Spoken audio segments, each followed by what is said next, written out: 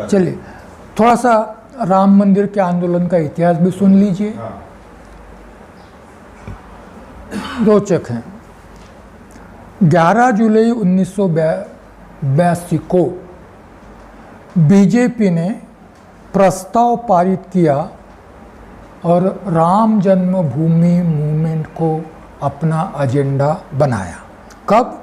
11 जुलाई 1982 को प्रस्ताव पारित कर बीजेपी ने, भाजपा ने, भारतीय जनता पार्टी ने उसी साल वीएचपी ने, विश्व हिंदू परिषद, आरएसएस परिवार की दूसरी संगठना, 1982 में भी उन्होंने भी एक रिजोल्यूशन पारित किया, resolution to construct a Ram table in Ayodhya on a site occupied since 16th century by Islamic Babri Masjid complex. फिर से दोहराता हूँ, ये बड़ा आवश्यक है। सिर्फ राम मंदिर बनाने का मुद्दा नहीं है, वहीं बनाएंगे यह मुद्दा है। सिर्फ राम मंदिर बनाने का मुद्दा नहीं, वहीं बनाएंगे। कहाँ बनाएंगे? जहाँ मस्जिद बनी हुई है। इसलिए वीएचपी का रेजोल्यूशन क्या कहता है? To construct a Ram temple in Ayodhya on a site occupied since 16th century by Islamic Babri Masjid complex. और फिर ऐतिहासिक 25 सितंबर 1990 की लाल कृष्ण आडवाणी जी की ऐतिहासिक राम रथ यात्रा, इसका सारा आयोजन मोदी जी ने किया था। उस समय मोदी जी शायद बीजेपी के जनरल सेक्रेटरी थे। सारा आयोजन मोदी जी ने किया था। उसके बाद में 6 दिसंबर 1992 बाबरी मस्जिद को तोड़ा गया कार सेवकों के माध्यम से। नेतृत्व लाल कृष्ण आडवाणी, मुरली मनोहर जोशी और उमा भारती। यह राम मंदिर आंदोलन के शीर्ष नेता माने गए थे। अभी थे ही कहूँगा मैं, परंतु इनकी अनुपस्थिति को किसी ने, मोदी जी ने अपने भाषण में इनकी अनुपस्थिति का उल्लेख भी नहीं किया। 2014 में और 2019 में मंदिर वहीं बनाएंगे, यह मुद्दा बीजेपी के मैनिफेस्टो का मुद्दा था। और इसीलिए आज मोदी जी कहते हैं कि हमने एजेंडे की 2 बातें पूरी कर ली हैं। एक 370, आर्टिकल 370 निरस्त करना, और दूसरा राम मंदिर। अभी जो बाकी हैं उसके लिए 2024 तक का हमको समय है। इस सारे परिप्रेक्ष्य में कांग्रेस की भूमिका क्या थी, इसका भी मैं उल्लेख करना चाहूँगा। 1949 में रामलला की मूर्ति चोरी छिपे मस्जिद परिसर में रखी गई। तनाव ना बढ़े इसलिए तत्कालीन सरकार ने उसको ताला लगा दिया और दोनों समुदायों को वहाँ प्रवेश, प्रार्थना के लिए प्रवेश बंदी कर दी। 1986 में राजीव गांधी जी प्रधानमंत्री थे। राजीव गांधी जी प्रधानमंत्री थे। उन्होंने रामलला की स्थापना किए गए जगह पर जो ताला लगाया गया था वह ताला खोल दिया। क्यों खोल दिया? उसका भी कारण बताना पड़ेगा। क्यों खोला भाई? क्या राम के प्रति श्रद्धा उमड़ कर आई इसलिए तो नहीं खोला ना। इसलिए खोला कि उसी समय में सर्वोच्च न्यायालय ने एक निर्णय दिया था जिसको शाहबानो केस कहा जाता है। शाहबानो के केस में न्यायालय ने निर्णय दिया था कि मुस्लिम महिला को तलाक के बाद मेंटेनेंस पाने का अधिकार है। सारा ही मुस्लिम समुदाय इस निर्णय के विरोध में था और इसलिए राजीव गांधी जी ने वोट बैंक का पॉलिटिक्स करते हुए पार्लियामेंट के माध्यम से इस निर्णय को बदल दिया। इस निर्णय को बदल देने के बाद में यह अपीजमेंट पॉलिसी है, इसलिए हिंदुत्ववादी विरोध में हो गए। अब हिंदुत्ववादियों को खुश करने के लिए उन्होंने राम मंदिर का ताला खोल दिया। ये कांग्रेस का पाप है, राम मंदिर का ताला खोल दिया। 1992 में नरसिम्हा राव जी प्राइम मिनिस्टर थे और शंकरराव चौहान जी गृह मंत्री थे। बाबरी मस्जिद ढह गई, उद्ध्वस्त हो रही थी।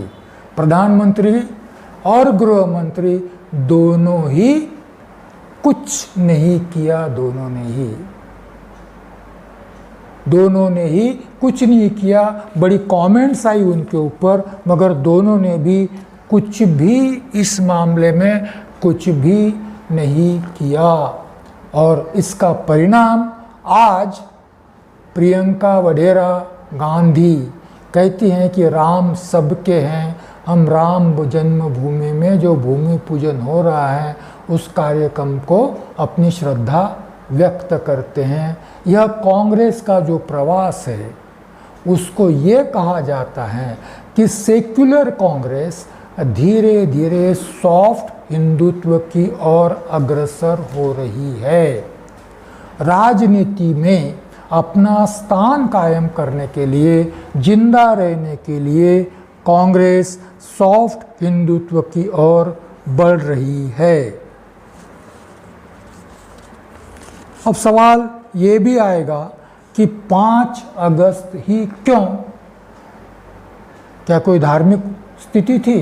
किसी पंडित ने कहा था कि 5 अगस्त का शुभ अवसर है? बिल्कुल इसके पीछे ऐसी कोई धारणा नहीं है। 5 अगस्त इसलिए कि 5 अगस्त 2019 को आर्टिकल 370 संविधान का निरस्त कर दिया गया और कश्मीर का जो विशेष दर्जा था, स्पेशल स्टेटस था, वह समाप्त कर दिया गया और कश्मीर के विभाजन कर जम्मू और कश्मीर एक प्रदेश, केंद्र शासित प्रदेश, और लद्दाख दूसरा केंद्र शासित प्रदेश घोषित किया गया।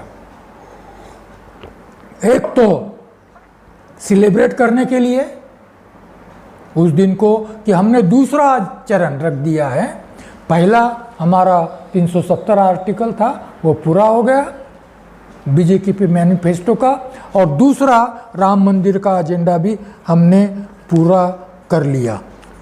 कश्मीर का इशू बीजेपी के मैनिफेस्टो में कैसे आया, इसका भी थोड़ी सी जानकारी कर ले। कश्मीर का मुद्दा, जम्मू कश्मीर और आर्टिकल 370 और 35A, यह मुद्दा बीजेपी के लिए, आरएसएस के लिए हमेशा से संवेदनशील रहा है। कश्मीर में उस समय जम्मू में प्रजा परिषद नाम का पक्ष था जो हिंदुत्व का सपोर्टर पक्ष था। 1952 में उन्होंने आर्टिकल 370 का विरोध किया और जम्मू और कश्मीर का भारत में पूरी तरह से विलय हो जाना चाहिए, इसके लिए आंदोलन किया। बाद में 1953 में डॉक्टर श्यामा प्रसाद मुखर्जी संविधान सभा के सदस्य थे, नेहरू के मंत्रिमंडल में उद्योग मंत्री भी रह चुके थे। बाद में उन्होंने रिजाइन कर दिया और आरएसएस ने जब महसूस किया कि हमारा भी कोई पॉलिटिकल फेस होना चाहिए, तब 1952 में जो लोकसभा के चुनाव आने वाले थे पहले, उस समय जब भारतीय जनसंघ नाम का पक्ष स्थापन हुआ, आरएसएस के प्रोत्साहन से, आरएसएस के परिवार का एक सदस्य इस नाते से, उस जनसंघ के, शायद थोड़ा सा आगे चलकर मैं उसके संबंध में कहूँगा बीजेपी क्या है, इसके संबंध में जब आप बात करेंगे थोड़ी सी तो मैं कहूँगा। तो उस समय जनसंघ की जो स्थापना हुई, संस्थापक अध्यक्ष डॉक्टर श्यामा प्रसाद मुखर्जी थे और संस्थापक सचिव पंडित दीनदयाल उपाध्याय जी थी। उन्होंने डॉक्टर श्यामा प्रसाद मुखर्जी ने 1953 में कश्मीर का भारत में विलय हो जाना चाहिए, फुल इंटीग्रेशन होना चाहिए, और उनका उस लिए एक आंदोलन शुरू किया। उनका नारा था एक देश, एक विधान, एक ध्वज। भारत, हिंदुस्तान एक ही देश होगा, उसका एक ही संविधान होगा और उसका एक ही निशान होगा। एक देश, एक विधान, एक निशान, यह आंदोलन उन्होंने शुरू किया और अनधिकृत तौर पर इस आंदोलन के चलते उन्होंने जम्मू कश्मीर में प्रवेश किया, श्रीनगर में प्रवेश किया। उनको गिरफ्तार किया गया, तत्कालीन कश्मीर सरकार ने उनको गिरफ्तार किया गया और उनका जब वो गिरफ्तार थे तब ही उनकी वहाँ पर मृत्यु हो गई, जेल में ही उनकी मृत्यु हो गई। कश्मीर को भारत में संपूर्ण विलय का मुद्दा लेकर उन्होंने आंदोलन किया और आरएसएस यह मानती है, तत्कालीन सरकार यह मानती है कि उनको हार्ट अटैक आया, उसमें उनकी मृत्यु हुई, मगर आरएसएस और सारे ही हिंदुत्ववादी मानते हैं कि भाई उनकी मृत्यु संशयास्पद तरीके से हो गई है और इसलिए जम्मू कश्मीर का मुद्दा आरएसएस के लिए बड़ा ही संवेदनशील विषय माना गया, बनाया गया और इसीलिए हमेशा से बीजेपी के एजेंडे का यह विषय रहा है और इसलिए वह पहला एजेंडा था जो 5 अगस्त 1919 को पूरा किया गया। एजेंडा का दूसरा चरण 5 अगस्त 220 को राम मंदिर के भूमि पूजन के साथ पूरा हुआ। आरएसएस और बीजेपी के रिलेशंस क्या है? एक बात ध्यान में रखिए कि बीजेपी का अस्तित्व में कैसे आई। 4 फरवरी 1948 आरएसएस को बैन किया गया था। तत्कालीन गृह मंत्री सरदार वल्लभ भाई पटेल ने 30 जनवरी को गांधी जी की हत्या हो गई थी। 30 जनवरी 48 को गांधी जी की हत्या हो गई थी और इसलिए आरएसएस भी उस हत्या के कारस्तान में सहभागी है ऐसा मानकर आरएसएस को बैन किया गया था। आरएसएस प्रतिबंधित संगठन घोषित किया गया था। कब? 4 फरवरी 1948 को। किसने घोषित किया था? उस समय के उप प्रधानमंत्री और गृह मंत्री सरदार वल्लभ भाई पटेल ने। उस समय आरएसएस को ऐसा लगा कि राजनीति में भी हमारी पैरवी करने वाला कुछ चाहिए, हमारा भी कोई पक्ष चाहिए। जब तक राजनीति में पैरवी करने वाला कोई नहीं होगा, हम एक दृष्टि से बिना पैरवी के अपने आप को एक असहाय महसूस करेंगे। तब तक आरएसएस की यह धारणा थी कि हम सांस्कृतिक संगठन हैं, हम राजनीतिक संगठन नहीं है, हमें कुछ लेना देना नहीं है। परंतु प्रतिबंधित होने के बाद में आरएसएस को ऐसा लगा कि हमें अब राजनीति में भी काम करना चाहिए, हमारा भी राजनीति में हमारा प्रतिनिधित्व करने वाला कोई संगठन होना चाहिए। इसीलिए 1951 में भारतीय जनसंघ की स्थापना हुई। भारतीय जनसंघ, जैसा मैंने कहा, डॉक्टर श्यामा प्रसाद मुखर्जी संस्थापक अध्यक्ष थे और पंडित दीनदयाल उपाध्याय उसके महासचिव थे। जनसंघ चलता रहा। 1975 आया।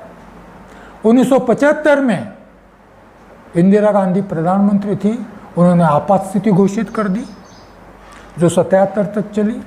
इस आपात स्थिति के विरोध में जयप्रकाश नारायण जी का आंदोलन चला, सारे ही विरोधी पक्ष जयप्रकाश जी के आंदोलन में जुड़ गए, उसमें जनसंघ भी जुड़ गया, जनसंघ भी जुड़ गया। उसके बाद में 1977 में इंदिरा जी ने लोकसभा के चुनाव घोषित कर दिए।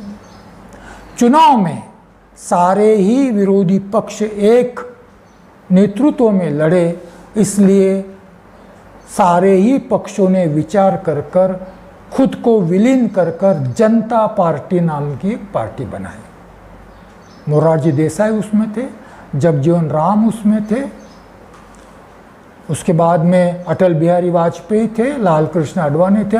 इन सारे लोगों ने मिलकर जनता पक्ष, जनता पार्टी बनाई। स्वाभाविक था, जनता पार्टी में सारे ही पक्ष विलीन हो गए, जनता पक्ष भी विलीन हुआ, जनता पक्ष चुनाव जीत गया और सत्ता में आया। मोरारजी देसाई प्रधानमंत्री बन गए। जाति व्यवस्था कितनी मजबूत है, एक याद आ गया इसलिए बोल रहा हूँ। उस समय जब मैं ये सब चल रहा था सरकार बनाने का, तब मैं दिल्ली में था, किसी काम से था और एक सफ़र कर रहा था दिल्ली से आगरा का। एक गांव में हमारी बस रुकी हुई थी। उस समय मोरारजी देसाई या जगजीवन राम, कौन प्रधानमंत्री होना चाहिए, ये संघर्ष चल रहा था। जगजीवन राम, बड़ी अच्छी इमेज थी उनकी, बड़ी अच्छी इमेज थी, और जगजीवन राम एक प्रबल दावेदार थे। ऐसे में कहीं टपरी पर चाय पी रहा था तो लोगों की बात सुन रही थी, चमरा प्राइम मिनिस्टर बनेगा, चमरा हम पर राज करेगा, ये प्रतिक्रिया थी, चाय की टपरी पर की प्रतिक्रिया। आगे नहीं कहूँगा। मोरारजी देसाई प्रधानमंत्री बन गए और उनके मंत्रिमंडल में अटल बिहारी वाजपेयी मंत्री बन गए और लाल कृष्ण आडवाणी जी मंत्री बन गए। 2 मंत्री, जनसंघ के 2 मंत्री, सत्ता में सहभाग, उनको सारे ही सहूलियतें, अपना पक्ष और आरएसएस, देखिए क्या सिचुएशन बन गई। परंतु मधुलिमय जैसे कुछ लोग थे जिन्होंने एक विवाद खड़ा कर दिया कि भाई मंत्रिमंडल में या सरकार में जो लोग हैं, सरकार में जितने पक्ष विलीन हुए, वो दोहरी सदस्यता नहीं चलेगी। आप जनता पक्ष में भी रहोगे और आरएसएस में भी रहोगे, ये नहीं चलेगा। यदि सत्ता में रहना है, जनता पक्ष में रहना है, तो आरएसएस की सदस्यता छोड़नी पड़ेगी। मुश्किल हो गई। आडवाणी जी और लाल कृष्ण और वाजपेयी जी ने कहा कि हम सत्ता में नहीं रहना चाहते, हम आरएसएस को सदस्यता नहीं छोड़ेंगे। उन्होंने आरएसएस को छोड़ दिया और 1980 में यह अलग हो गए और अलग होने के पश्चात उन्होंने भारतीय जनता पक्ष की स्थापना की।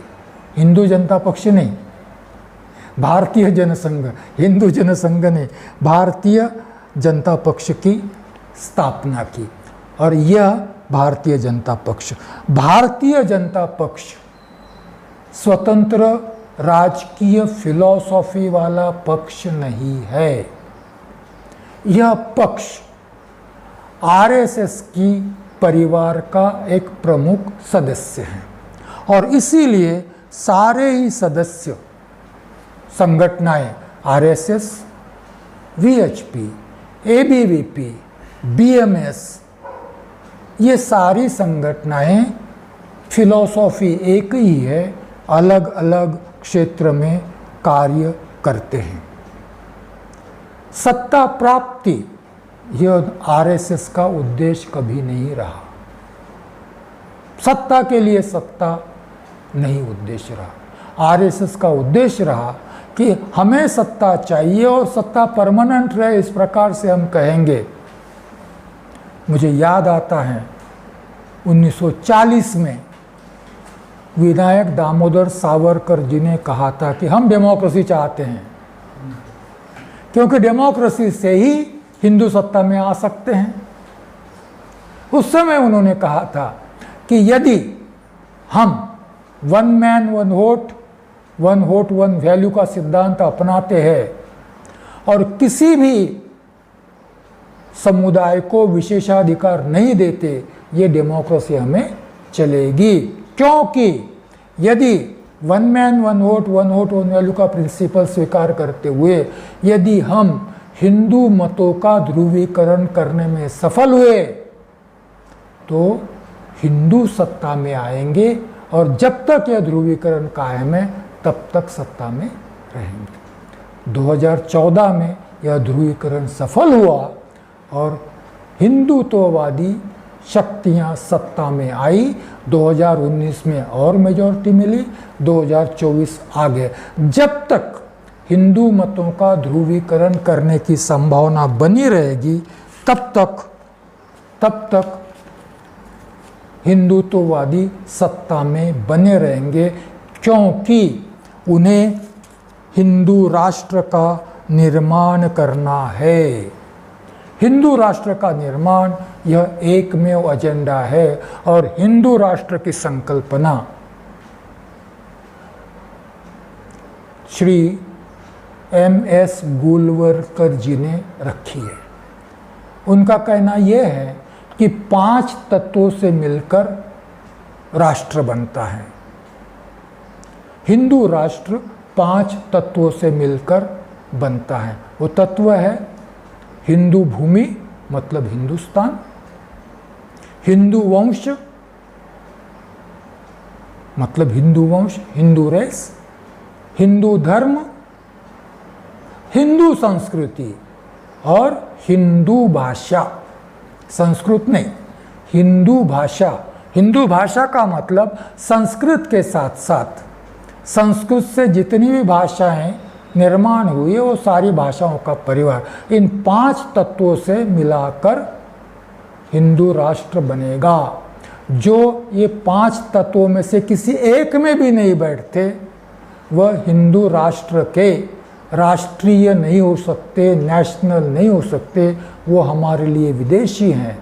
और इन विदेशियों के साथ कैसा व्यवहार करना चाहिए यह हम सोचेंगे, परंतु समान नागरिकता का अधिकार उन्हें नहीं मिलेगा। अब शायद कल संकल्पना थोड़ी बदल गई होगी, क्योंकि अब यह 1940 की बात है, 1939-40 की बात है। अभी हम 80 साल के बाद बात कर रहे हैं। बीच में दीनदयाल उपाध्याय का इंटीग्रेटेड नेशनलिज्म भी आया है, जो मैंने अभी तक पढ़ा नहीं है। मैं ढूंढ रहा हूँ, मुझे मिल जाए तो ज़रूर पढ़ूंगा मैं उसको भी, मगर ढूंढ रहा हूँ, शायद बदल गई हो, और कितनी बदल गई होगी मुझे नहीं मालूम। और इसी में वो जो हिंदू की व्याख्या है, वो हिंदू की व्याख्या में बौद्ध, जैन और सिख आते हैं, क्योंकि सावरकर कहता है पुण्यभूमि, सावरकर जी कहते हैं पुण्यभूमि। तो इसकी स्थापना के लिए, इसी की स्थापना के लिए यह सत्ता में बने रहना चाहते हैं, और जब तक ध्रुवीकरण होता रहेगा तब तक यह प्रक्रिया बनी रहेगी। एक बात और समझ लीजिए कि जब तक संविधान जीवंत हैं, जब तक बाबा साहब की फिलॉसॉफी पर आधारित संविधान जीवंत है, जब तक समता, स्वतंत्रता, बंधुता और न्याय पर आधारित संविधान जीवंत हैं, जब तक धर्मनिरपेक्षता जिंदा है, तब तक हिंदू राष्ट्र कभी भी नहीं बन सकता। हिंदू राष्ट्र बनाने के लिए संविधान को नष्ट करना जरूरी है। आज संविधान को न बदलते हुए संविधान के विकृतीकरण की प्रक्रिया चल रही है।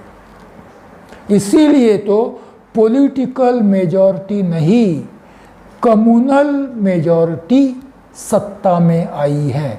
यह संविधान का विकृतीकरण है। हम लोगों ने सावधान होना चाहिए। राम मंदिर एक कदम है, इमीडिएटली यह यहाँ भी रुकने वाला नहीं है। वो कहते हैं यह तो झांकी है, काशी मथुरा बाकी है, काशी मथुरा बाकी है। जैसे राम भूमि, राम जन्मभूमि बाबरी मस्जिद पर खड़ी थी कहा जाता है, वैसे ही काशी और मथुरा में मस्जिद जुड़ी हुई है मंदिर से, दोनों जगह पर। और ये कहा गया है कि ये तो झांकी है, काशी मथुरा बाकी है।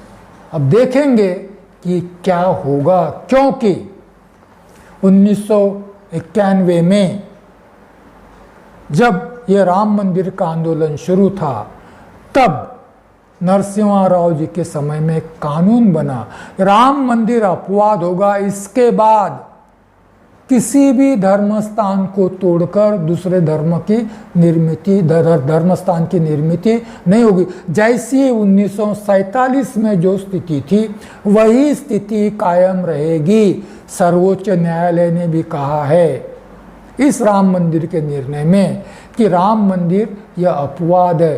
अब 1947 में किसी भी धर्मस्थान की जो स्थिति थी वही स्थिति कायम रहेगी, यह कानून बना है। मोदी सरकार काशी और मथुरा के लिए क्या करते हैं मालूम नहीं, मगर मंदिर का निर्माण में आरोप नहीं है, मगर जिस प्रक्रिया के चलते मंदिर का निर्माण हो रहा है, जिस प्रक्रिया के चलते आर्टिकल 370 निरस्त कर दिया गया है, यह प्रक्रियाएं संविधान को विकृत करने वाली प्रक्रिया हैं।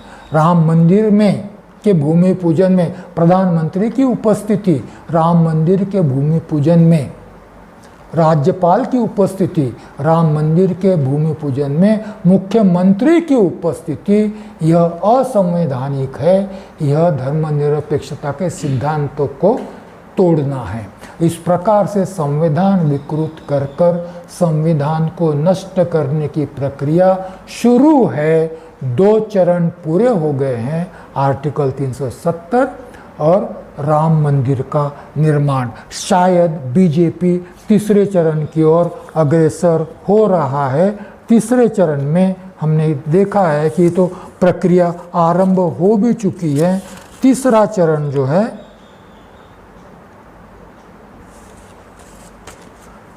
एजुकेशन पॉलिसी को लागू कर कर एक कदम आगे और बढ़ाया गया है। उसके बाद सबसे महत्वपूर्ण एजेंडा जो है वो एनसीआर और एनपीआर का है। और ये यदि बीजेपी को संविधान को निरस्त करना ही है, संविधान को विकृत करना ही है, तो एजुकेशन पॉलिसी ये कोई बहुत बड़ी स्टेप नहीं है उनके लिए, परंतु एनसीआर और एनपीआर ये अगली स्टेप हैं। जिनको भी ऐसा लगता है कि एनसीआर एनपीआर संविधान विरोधी है, उन लोगों ने चेत जाना चाहिए, सजग होना चाहिए, अन्यथा संविधान नहीं रहेगा, संविधान में दिए हुए डेमोक्रेसी नहीं रहेगी, संविधान में दिए हुए कोई भी अधिकार नहीं रहेंगे। और शायद कुछ लोगों के हिस्से में यह भारतीय हिंदू राष्ट्र के राष्ट्रीय नहीं है, यह स्थिति आने की they are not the nationals of the Hindu nation, ऐसा घोषित किए जाने की संभावना बन जाएगी। यदि एनसीआर लागू होता है और जो भी एनसीआर एनपीआर के लिस्ट में नहीं है उनको घोषित किया जाएगा, you are not the national of this nation. अब इंडियन नेशन और हिंदू नेशन मालूम नहीं, मगर you are not the national of this nation, लड़ते रहो। तो एनसीआर एनपीआर यह अगला कदम है, सावधान रहिए। 2024 का इलेक्शन आ रहा है और 2025 को आरएसएस की जन्म शताब्दी में मोदी कौन सा तोहफा आरएसएस को देना चाहते हैं, इस पर अभी हम सब लोगों की निगाह रहेगी, क्योंकि राम मंदिर का भूमि पूजन कर कर मोदी जी ने 2022 की उत्तर प्रदेश की विधानसभा का चुनाव और 2024 के लोकसभा के चुनाव में विजय की निश्चिति कर ली है। धन्यवाद।